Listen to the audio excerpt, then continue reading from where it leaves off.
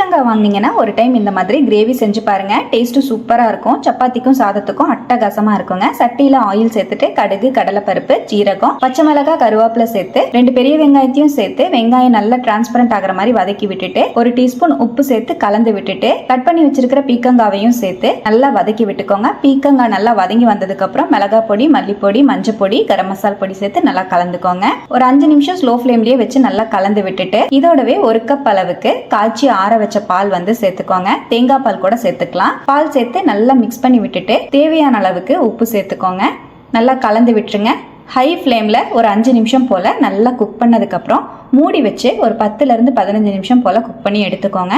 எண்ணெய் எல்லாம் பிரிஞ்சு நல்லா டேஸ்டியான பீக்கங்காய் கறி ரெடி ஆயிடுச்சு. கடைசியா மல்லித்தலை தூவிட்டு சுட சுட சப்பாத்தியோடையோ சாதத்தோடையோ வச்சு சர்வ் பண்ணி பாருங்க. டேஸ்ட் அட்டகாசமா இருக்கும். ட்ரை பண்ணி பார்த்துட்டு எப்படி வந்ததுன்னு கமெண்ட்லயும் ஷேர் பண்ணுங்க. தேங்க்யூ.